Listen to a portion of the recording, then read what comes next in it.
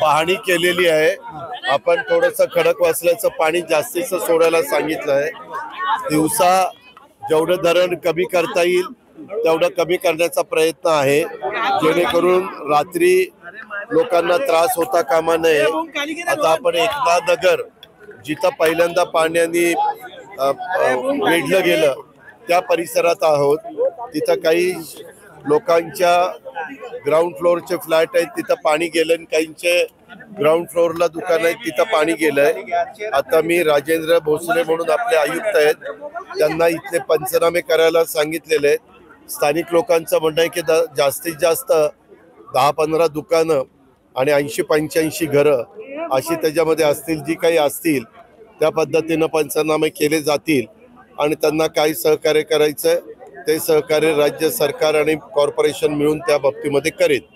आता इथं बघितल्यानंतर इथं गणपतीचं मंदिर आहे। गणपतीच्या मागं मला इथनं पलीकडचा कोथरूडचा भाग स्थानिक नागरिकांनी दाखवला।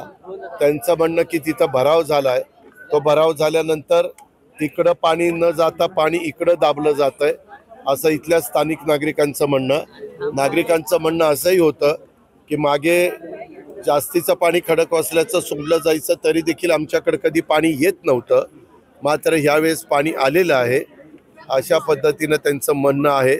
आता पाऊस ओसरला, पाणी ओसरल्यावर आम्ही पुन्हा जलसंपदा विभागाला, आमच्या कॉर्पोरेशनला, अधिकाऱ्यांना असं सगळ्यांनी मिळून इथली पाहणी केली जाईल आणि पलीकडच्या बाजूला खरोखरीच नदीच्या बाजूला तो भराव दाबला गेलाय का आणि त्याच्यामुळं पाणी वहन करण्याची क्षमता ही कमी झाली आहे का, त्याची शहानिशा केली जाईल आणि त्याच्यातनं जर काही चुकीचं केलेलं असेल तर ते दुरुस्त करण्याची पण तयारी आम्ही लोकांनी ठेवलेली।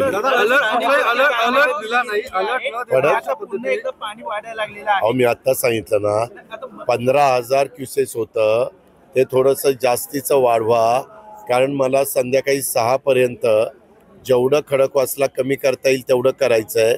आम्हाला 6 पर्यंत खडकवासला 50% आणायचं, जेणेकरून रात्रीचा पाऊस पडला तरी खडकवासल्यामध्ये पाणी साठता यावं।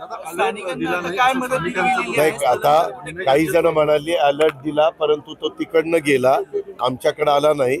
आता जिथं काही आता आमच्या कॉर्पोरेशनलाही कळालंय, स्वतः राजेंद्र भोसले आयुक्त इथं आहेत, त्यांनी स्वतः पाहणी केली।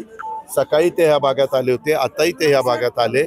आता आपण उभं येऊ का, पाण्याची पातळी वाढत चाललेली आहे, त्याच्यामुळं पाणी वाढतंय। तर ज्या भागामध्ये सखल भाग आहे तिथं पाणी जात आहे, तिथं पहिल्यांदा आम्ही आता इथनं पुढं अलर्ट करण्याचं काम करू। आम्हाला टीव्हीच्या वेगवेगळ्या माध्यमांना पण सांगायचे, चॅनलवाल्यांना, की आम्ही तुम्हाला सांगितलं प्रशासनाने, तर तुम्ही पण ताबडतोब ते टीव्हीला दाखवण्याचा प्रयत्न त्या ठिकाणी करावा, असं माझं तुम्हाला यावं। अरे बाबा, पंचनामे करायला सांगितले ना, का बघ नुकसान मोठं झालं तुम्ही मोजले का? आता मी विचारलं, लोकांनी सांगितलं आमच्याकडे 10-15 घरं, तिकडच्या बाजूला काही घरं, आम्ही जास्तीत जास्त म्हणतोय की 85 घरं असतील, जे काही असतील ते असतील। आता जे झालंय ते मी नाकारत नाही, आणि जी दुकानं असतील ती दुकानं त्याचे पंचनामे केले जातील।